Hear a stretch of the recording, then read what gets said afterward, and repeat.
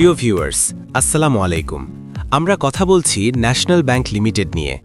একসময় দেশের অন্যতম সেরা এবং প্রথম প্রজন্মের এই বেসরকারি ব্যাংকটি আজ আক্ষরিক অর্থেই ঘুরে দাঁড়াতে পারছে না। সব সূচকেই ব্যাংকটির চরম অবনতি ঘটছে। দেশের বেসরকারি খাতের প্রথম প্রজন্মের একটি বিশাল ব্যাংক আজ কেন একেবারে ধ্বংসের দ্বারপ্রান্তে এসে দাঁড়িয়েছে? ভিডিওর শুরুতেই বলে রাখছি, আজকের এই আলোচনার একদম শেষে আপনাদের জন্য এমন কিছু গোপন ও ভয়ঙ্কর গুরুত্বপূর্ণ তথ্য অপেক্ষা করছে যা আপনারা আগে কখনো কল্পনাই করেননি। ব্যাংকিং খাতের এমন কিছু চরম সত্য আজ উন্মোচিত হবে যা শুনলে আপনি চমকে উঠবেন। তাই পুরো বিষয়টি বুঝতে ভিডিওটি না টেনে একদম শেষ পর্যন্ত আমার সাথেই থাকুন। আপনাদের মনে নিশ্চয়ই প্রশ্ন জাগছে, এত বড় একটি প্রতিষ্ঠানের এই হাল হলো কিভাবে? এর পেছনের মূল কারণ হল স্বৈরাচারী ফ্যাসিস্ট আওয়ামী লীগ সরকারের আমলে হওয়া সীমাহীন ও অব্যাহত লুটপাট।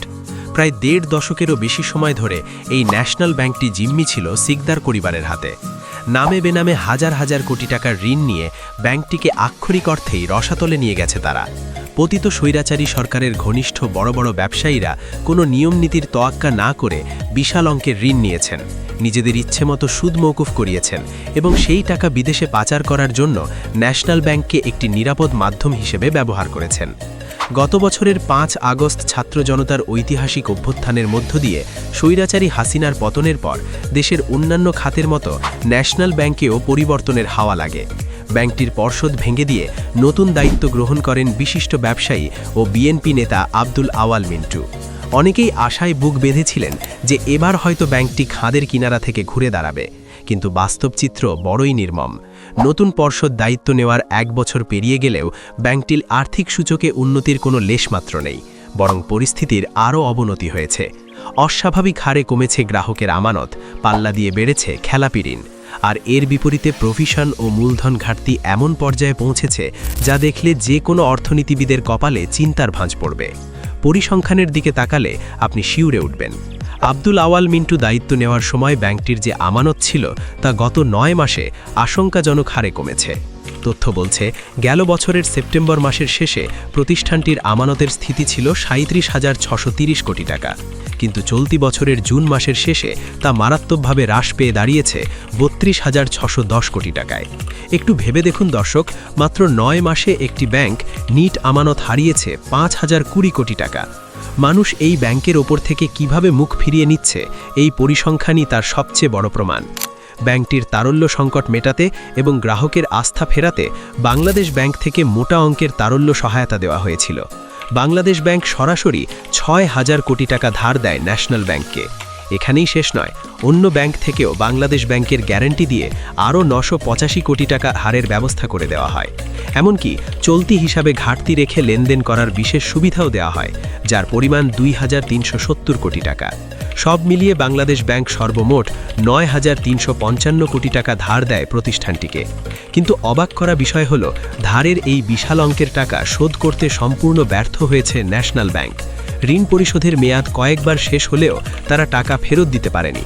কেন্দ্রীয় ব্যাংক কয়েক ধাপ সময় বাড়িয়ে দেওয়ার পরও পরিস্থিতির কোনো উন্নতি হয়নি। এত হাজার কোটি টাকার সহায়তা পাওয়ার পরও ন্যাশনাল ব্যাংক তার সাধারণ গ্রাহকের আমানতের টাকা ফেরত দিতে পারছে না। আপনি ব্যাংকে গেছেন আপনার জমানো টাকা তুলতে, কিন্তু ব্যাংক বলছে তাদের কাছে টাকা নেই। এর চেয়ে ভয়াবহ পরিস্থিতি আর কি হতে পারে? টাকা না পেয়ে গ্রাহকদের দৈনন্দিন জীবনযাত্রা, সংসারের খরচ, চিকিৎসা ব্যয় সবকিছু বাধাগ্রস্ত হচ্ছে। অনেক কান্নাকাটি, দেন দরবার আর ঝগড়াঝাটি করার পর একজন গ্রাহক সর্বোচ্চ ১০,০০০ টাকা পর্যন্ত নগদ তুলতে পারছেন। নিজের কষ্টের টাকা এভাবে ভিখারির মতো চাইতে গিয়ে গ্রাহকদের মধ্যে চরম ক্ষোভ ও হতাশা তৈরি হয়েছে। দর্শক, ব্যাংকের নিয়ম অনুযায়ী আমানতকারীদের সুরক্ষার জন্য মোট দায়ের একটি নির্দিষ্ট অংশ কেন্দ্রীয় ব্যাংকে জমা রাখতে হয়, যাকে সিআরআর বা নগদ জমা এবং এসএলআর বা সহজে বিনিময়যোগ্য সম্পদ বলা হয়। মোট তলবি ও মেয়াদি দায়ের ৪% সিআরআর এবং ১৩% এসএলআর হিসেবে রাখা বাধ্যতামূলক। কিন্তু ন্যাশনাল ব্যাংকের আর্থিক অবস্থা এতটাই শোচনীয় যে তারা এই বিধিবদ্ধ তারল্য সংরক্ষণ করতে পারছে না। গত বছরের সেপ্টেম্বর মাস থেকে তাদের এসএলআর ঘাটতি অব্যাহত রয়েছে। তখন ঘাটতি ছিল মাত্র ৪৮ কোটি টাকা, যা চলতি বছরের জুনে এসে ঠেকেছে ৪,০১০ কোটি টাকায়। অন্যদিকে সিআরআর ঘাটতি বেড়ে দাঁড়িয়েছে ১,২৫২ কোটি টাকায়। নিয়ম ভাঙার কারণে কেন্দ্রীয় ব্যাংককে নিয়মিত মোটা অঙ্কের জরিমানাও গুনতে হচ্ছে এই মৃতপ্রায় ব্যাংকটিকে। এবার আসুন খেলাপি ঋণের ভয়ঙ্কর চিত্রে। ন্যাশনাল ব্যাংকে খেলাপি ঋণ হু হু করে বাড়ছে। গেল 9 মাসে ব্যাংকটির খেলাপি ঋণ বেড়েছে প্রায় 5,000 কোটি টাকা। চলতি বছরের জুন মাস শেষে তাদের মোট ঋণের পরিমাণ 43,147 কোটি টাকা।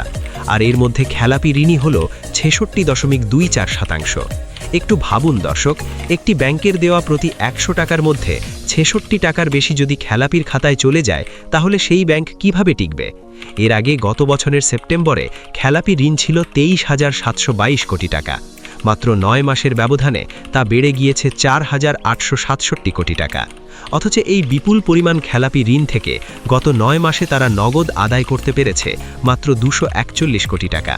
এর ফলে ব্যাংকটির প্রভিশন ও মূলধন ঘাটতি আকাশ ছুঁয়ে গিয়েছে। গত বছরের সেপ্টেম্বর মাস শেষে প্রভিশন ঘাটতি ছিল 16,855 কোটি টাকা, যা এই জুনে এসে ঠেকেছে 22,631 কোটি টাকায়। অন্যদিকে মূলধন ঘাটতি 5,645 কোটি টাকা থেকে বেড়ে 8,460 কোটি টাকায় পৌঁছেছে। নিট সুদ আয় ঋণাত্মক হওয়ায় ব্যাংকটি বিশাল লোকসানের মুখে পড়েছে। গত 9 মাসে নিট সুদ আয় ঋণাত্মক দাঁড়িয়েছে 4,833 কোটি টাকা। চলতি বছরের প্রথম 6 মাসেই লোকসান হয়েছে 991 কোটি টাকা, যেখানে 2024 সালের পুরো বছরে লোকসান ছিল 1,722 কোটি টাকা। ন্যাশনাল ব্যাংকের এই ত্রাহি অবস্থার বিষয়ে বাংলাদেশ ব্যাংকের মুখপাত্র ও নির্বাহী পরিচালক আরিফ হোসেন খানকে জানতে চাওয়া হলে তিনি শীর্ষ নিউজকে জানান যে ব্যাংকটিকে কিভাবে ভালো করা যায় সেই চেষ্টা চলছে। ব্যাংকটির ফরেনসিক অডিট শুরু হচ্ছে এবং রিপোর্ট হাতে পাওয়ার পর চূড়ান্ত সিদ্ধান্ত নেওয়া হবে। তিনি আরও ইঙ্গিত দেন যে বর্তমানে যে ব্যাংক মার্জার বা অন্য ভালো ব্যাংকের সাথে ন্যাশনাল ব্যাংককে একীভূত করার উদ্যোগ নেওয়া হয়েছে, তার পেছনের আসল উদ্দেশ্য হল এই পাচার হওয়া টাকার বিশাল গর্তটিকে ধামাচাপা দেওয়া। অর্থনীতিবিদরা মনে করেন এমন একটি রুগ্ন এবং লুটের শিকার হওয়া ব্যাংককে যদি জোর করে কোনো ভালো ব্যাংকের ঘাড়ে চাপিয়ে দেওয়া হয়, তাহলে সেই ভালো ব্যাংকটিও অচিরেই ধ্বংসের মুখে পড়বে। এর মানে হলো লুটপাট করেছে স্বৈরাচারের দোসরেরা, আর তার খেসারত দিতে হবে সাধারণ জনগণকে, আপনাদের মতো সাধারণ আমানতকারীদের।